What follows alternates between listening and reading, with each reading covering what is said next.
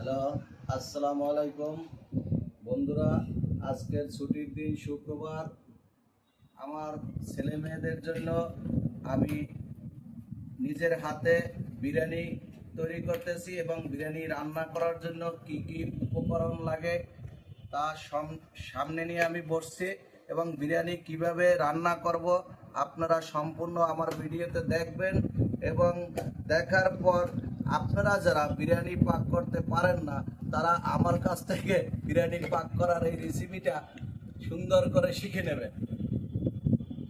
এখন আমি প্রথমে বিরিয়ানির জন্য আমি মাংস প্রেসার কুকারে দিচ্ছি। এখানে আমি প্রায় 1 কেজির মতো গরুর মাংস নিয়েছি এবং গরুর মাংসটা আসলে সুন্দর এবং আমার নিজের হাতের কেনা। প্রথমে গরুর মাংস দিচ্ছি, তারপর আমি প্রথমে দিচ্ছি আমি জিরা বাটা, তারপর দিচ্ছি আদা বাটা, তারপর দিচ্ছি রসুন বাটা,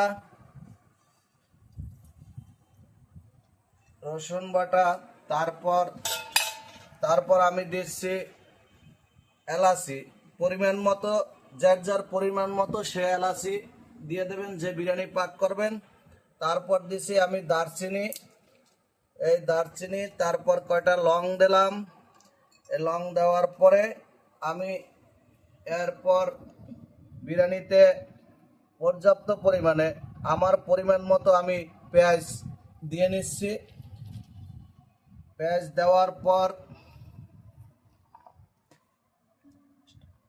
এখন আমি পরিমাণ মতো সয়াবিন তেল দিয়ে দিচ্ছি। যার যার পরিমাণ মতো সয়াবিন তেল দিয়ে নেবেন, সবাই তো সমান পরিমাণে তেল খায় না, যে যেভাবে ব্যবহার করে। তারপর আমি বিরিয়ানিতে আমার পরিমাণ মতো আমি লবণ দিয়ে দিচ্ছি। তারপরে আমি আমার কাছে আছে এই মিলবিটার টক দই। এখন আসলে বিরিয়ানি পাক করতে হলে টক দই একটা উপকরণ, এটা আসলে অতি প্রয়োজনীয়।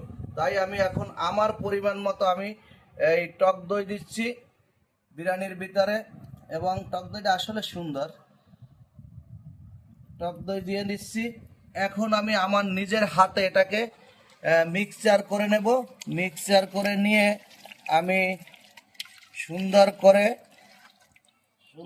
মিক্সচার করে নিছি। মিক্সচার করতে হবে, একটু হাত দিয়ে এটা মিলিয়ে নিতে হবে সুন্দর করে, যাতে রান্নাটাও একটা আর্ট। আমরা যেভাবে কাজ করি প্রত্যেকটা কাজের একটা আর্ট আছে, কিন্তু রান্নাটাও একটা আর্ট।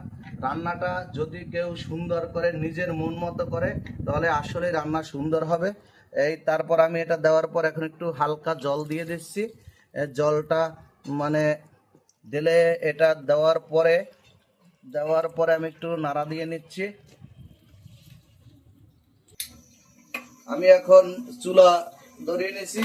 চুলার পর আমি এই মিশ্রিত বিরিয়ানির মাংসটা এখন প্রেসার কুকারটি চুলার উপরে বসিয়েছি।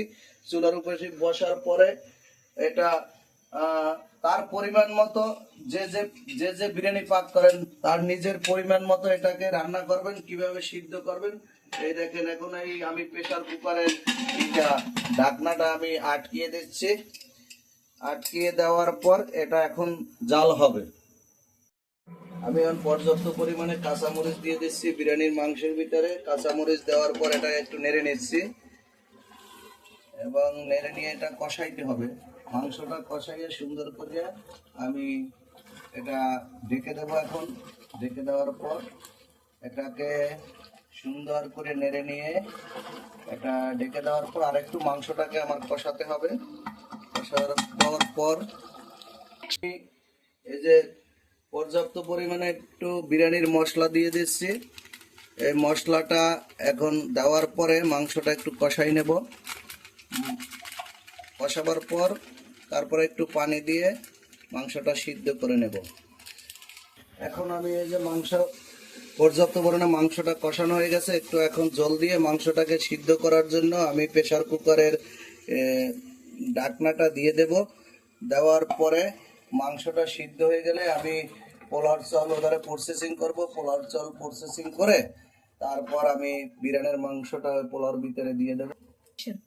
এই মাংসটা পানি দেওয়ার পর একটু লাড়া দিলাম, তার লাড়া দেওয়ার পর দেখা যাচ্ছে যে মাংসটার কালারটা আসলে সুন্দর, একটু আসলে দেখতে মনে হয় আসলে সুন্দর হবে, সুস্বাদু খেতে। আমি পানি দিয়ে মাংসটা নেড়ে নিচ্ছি এবং কালারটা সুন্দর আর সুন্দর একটা অ্যারোমা আসছে। আমি এখন পোলার চাল বসানোর জন্য পর্যাপ্ত পরিমাণে আমি সয়াবিন তেল দিয়ে দিচ্ছি। সয়াবিন তেল দেওয়ার পরে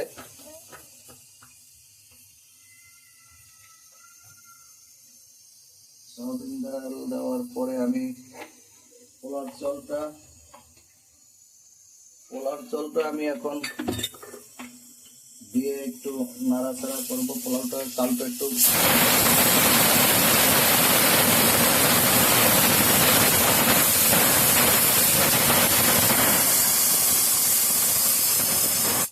তার আগে কয়টা পেঁয়াজ দিয়ে দিতে হয়। এই পেঁয়াজটার ভিতরে পোলার চাল,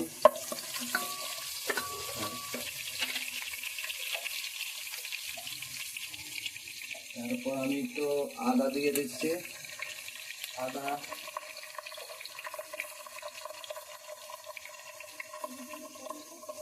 আদা দিয়ে দিচ্ছি। আদা দেওয়ার পর একটু নাড়াচাড়া করব।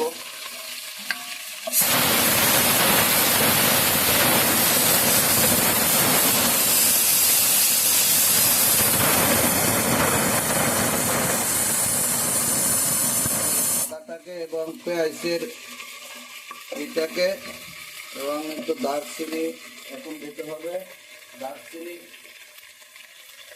দারচিনি দিয়ে দেব। এই যে আমি পর্যাপ্ত পরিমাণে একটু দারচিনি এবং তেজপাতা দিয়ে দিচ্ছি। দারচিনি দিয়ে এটারে লাড়া দিয়ে দিতে হবে। লাড়া দেওয়ার পরে এবং 4 থেকে 5টা লং দিতে হবে। দেওয়ার পরে আমি এটা নিয়ে নিচ্ছি।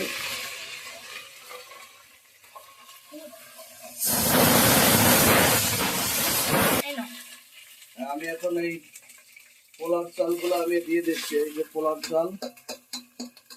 চাল দিয়ে দিচ্ছি। পোলার চাল পর্যাপ্ত মানে দিয়ে এখন একটু এই চালটাকে আমি সুন্দর করে ভেজে নেব। এখন আমি আমার পোলার চালটা ভেজে নিয়েছি সুন্দর করে এবং বিরিয়ানির মাংসটা পোলার চালের ভিতরে আমি দিয়ে দিচ্ছি। দিয়ে দেওয়ার পরে আমি একটু নাড়াচাড়া করে